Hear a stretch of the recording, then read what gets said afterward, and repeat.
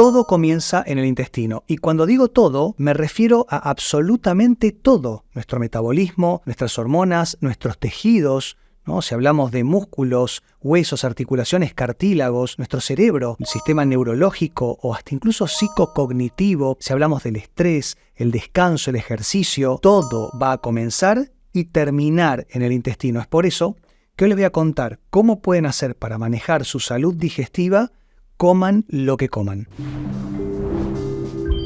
Si tenemos el intestino hecho un colador, es decir, que todo lo que ingresa por la boca va a tener vía libre para meterse en nuestras venas o arterias y en nuestros órganos, vamos a ser personas enfermas sí o sí, no hay opción. Y cuando digo que todo comienza en el intestino, es porque realmente somos lo que digerimos y me parece que no hace falta que les cuente cómo estamos alimentándonos en los últimos 100 años. La verdad es que cada vez peor y mirando para adelante no hay muy buenas expectativas. Es por eso que cuando nosotros hablamos del epicentro de nuestra salud, tenemos que mirar el intestino, porque cuando nosotros comemos todo el tiempo, y esto es desde nuestros primeros seres de la evolución, cada vez que comemos, el sistema inmunitario se posa en torno al tubo digestivo para analizar si algo de lo que comimos está en malas condiciones o existe alguna toxina para o eliminarla o aniquilarla. Pero de ninguna manera podemos tener un patógeno externo porque nos puede hacer mal. Aunque también hay muchas ocasiones en las cuales nuestro sistema inmunitario sano, es muy importante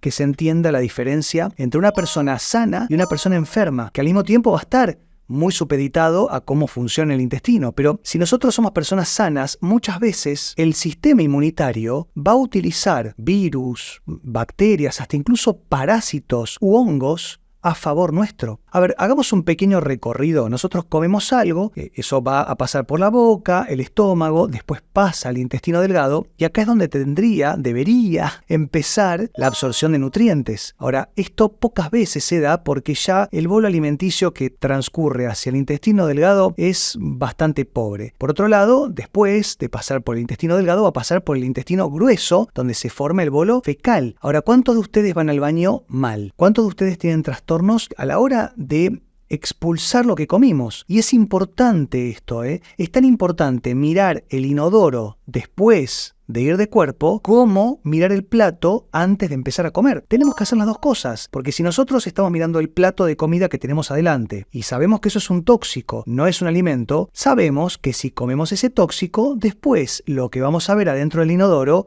no va a ser una materia fecal sana, va a ser algo raro, con pedazos o restos de comida, van a ser heces muy malolientes y si bien obviamente ¿no? La materia fecal no va a tener un olor agradable, tampoco tiene que tener ese olor horroroso, fétido, que uno dice, ¿qué pasó? Nosotros tenemos que hacer materia fecal, hasta incluso una materia fecal sana es casi sin olor.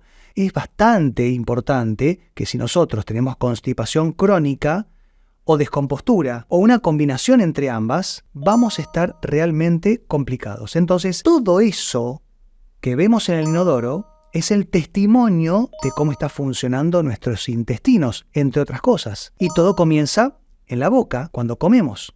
Ahora, si yo les digo que ustedes comen y eso va a ser interpretado por el intestino, para bien o para mal, ¿qué me dirían? Y no quiero jugar con las palabras, pero sí tengo que explicarles y lo tienen que entender y lo tienen que concientizar, que si nosotros somos personas sanas, podemos aprovechar hasta el Helicobacter pylori, por ejemplo, que es una bacteria, un bacilo, que se encuentra generalmente en el estómago.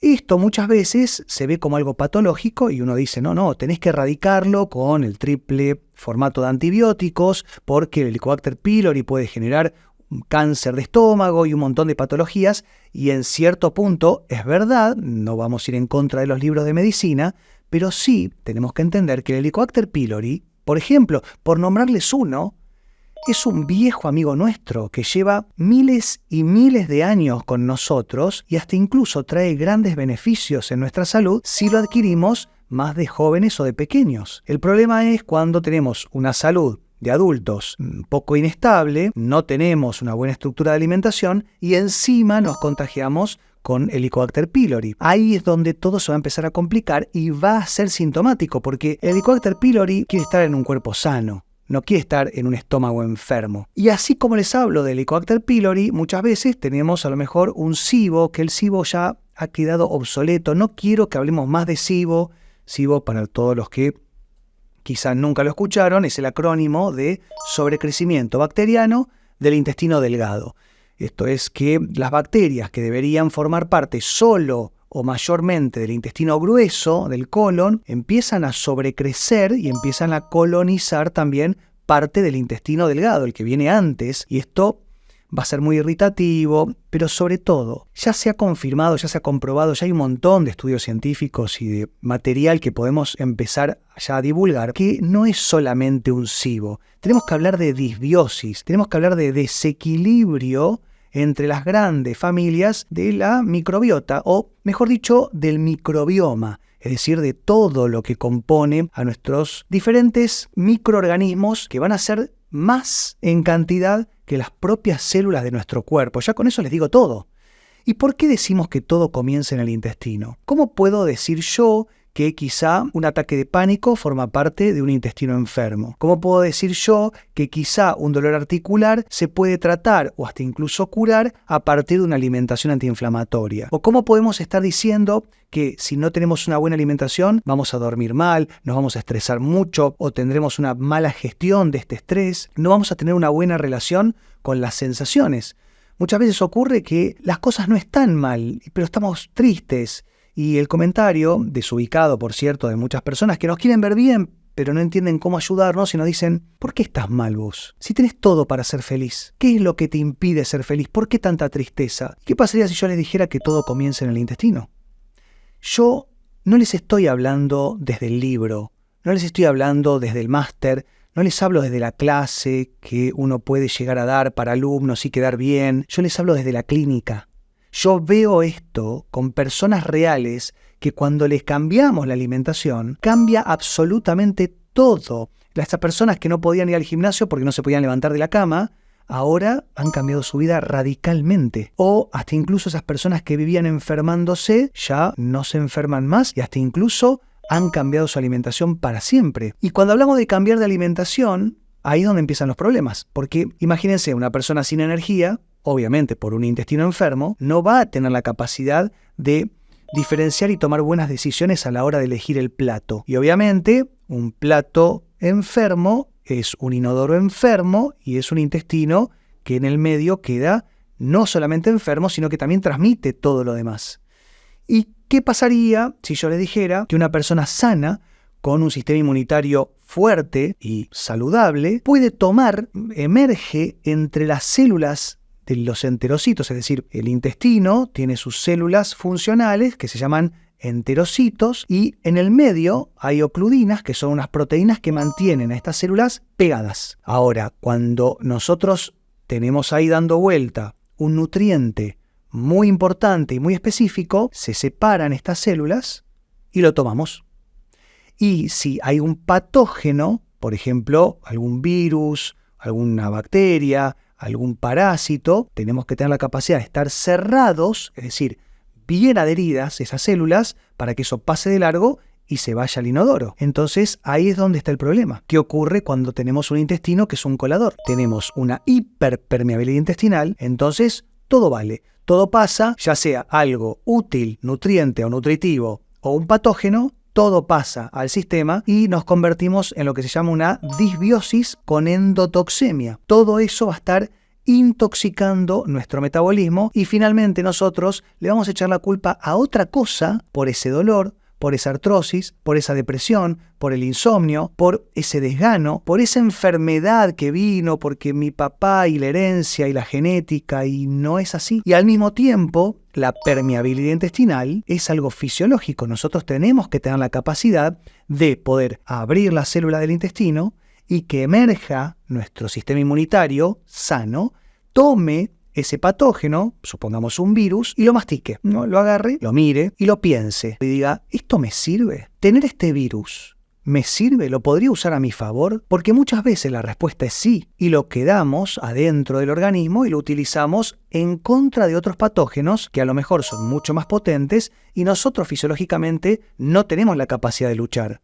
Pero ese patógeno que lo capturamos y lo volvimos a favor de nuestras defensas, sí, para poder tener las herramientas de utilización de estos patógenos a favor nuestro, tenemos que tener un sistema inmunitario que muy pocas personas en la actualidad lo tienen. Y cuando digo muy pocas, me refiero a menos del 10% de la población mundial. Obviamente son estadísticas muy personales, son cosas que yo veo y que leo y que hablo con colegas, pero créanme y los desafío a que me demuestren lo contrario. Si nosotros tenemos una correcta permeabilidad intestinal, vamos a ser muy sanos, pero si tenemos una hiperpermeabilidad intestinal crónica y patológica, vamos a ser personas muy enfermas. Y el gran problema es que nadie lo ve. Nadie se pone a pensar que todo comienza en el inodoro. Yo entiendo que si llegaron hasta este momento del video es porque quieren entender qué hacemos para intentar revertir esto. Y lo primero que les tengo que decir, ustedes ya lo saben, me parece, ¿no? Saben desde el momento 1 que se sientan a la mesa y tienen adelante de ustedes un plato que no es comida, ya saben que están haciendo las cosas mal, ¿o no? El problema es que no lo pueden evitar. El problema es que no pueden decir no. El problema es que no pueden cambiar. Y no pueden cambiar porque como el intestino está enfermo, tiene control del cerebro. Quiero explicarles esto rápidamente, pero quiero que se entienda muy bien. El sistema nervioso entérico es el que compone, las neuronas que componen todo el tubo digestivo, que en cantidad y en calidad son las mismas que la de la médula espinal. Es decir, tenemos un sistema nervioso con neuronas reales, tan potentes como las del cerebro, pero más cantidad en el intestino. El intestino no es nuestro segundo cerebro, el intestino es nuestro primer cerebro, por cuestiones gestacionales incluso. Y estas neuronas se comunican con el cerebro a través de una conexión que se llama nervio vago y van a poder tomar decisiones por nosotros. Entonces muchas veces no podemos decir que no, por ejemplo, a las harinas, porque estas neuronas del sistema nervioso entérico han decidido que quieren comer harinas. Y estas neuronas de nuestro sistema nervioso central, bastante sensibles por cierto, van a sucumbir. Y vamos a ir como zombies a comer ese pedazo de pan, ese cereal, esa torta azucarada, ese producto hiperpalatable, refinado y ultraprocesado, y no vamos a entender por qué. ¿Nos vamos a arrepentir? ¿Nos va a dar culpa? Sí. ¿Lo vamos a poder cambiar? También, pero va a ser difícil. El primer paso que tienen que dar, ya sea que tienen mala alimentación y quieren empezar a cambiarlo, o que tienen buena alimentación, pero sienten que la hiperpermeabilidad intestinal les ha generado un daño que ya no pueden revertir solo con alimentación, es la L-glutamina. La idea de un video es que se orienten, no que se guíen solamente con estos contenidos, pero como ya los conozco y ya me doy cuenta que muchas veces por ahorrar tiempo y dinero solamente ven videos, voy a tratar de ser lo más explícito posible. La glutamina es un aminoácido que nosotros tenemos en el cuerpo naturalmente. Lo que pasa es que es de una manera insuficiente para la basura que comemos.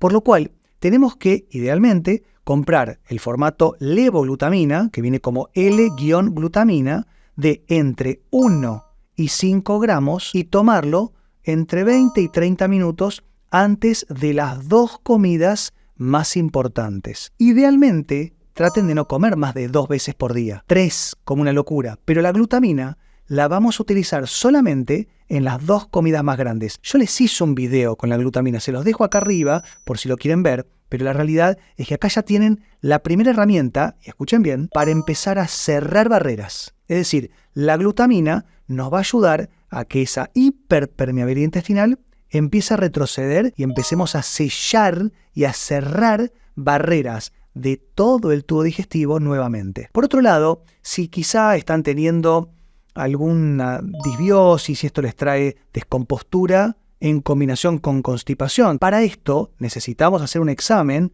de materia fecal que podamos identificar dónde está fallando, es decir, qué familia está sobrecrecida y qué familia está en déficit, y poder dar pro y prebióticos específicos. Y acá es donde quiero que eviten el grave error, que es ir a comprarse esos probióticos que vienen generales o generalizados, masivos, y no es para todos igual. Porque muchas veces terminamos tomando un probiótico que nos hace peor y decimos eso no sirve. No, tenemos que identificar con un análisis específico cuál es la familia que nos falta y, primero, reducir, idealmente con productos naturales, lo que está sobrecrecido y después aportar todos los probióticos o las familias que nos están faltando. Por eso, la intervención con pro y prebióticos tiene que ser con una medición previa sí o también.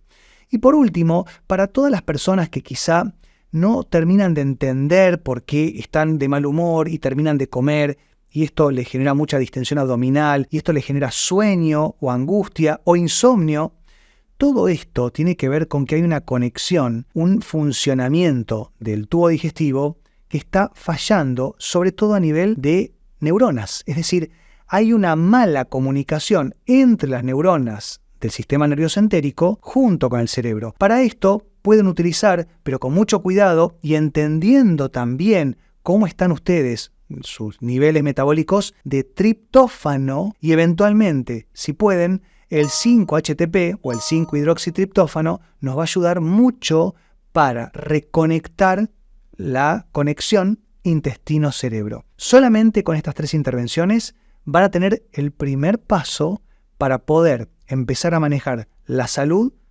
para bien o para mal del intestino o de todo el tubo digestivo. Espero que les sirva, espero los comentarios y nos vemos la próxima. Que estén muy bien. Chau.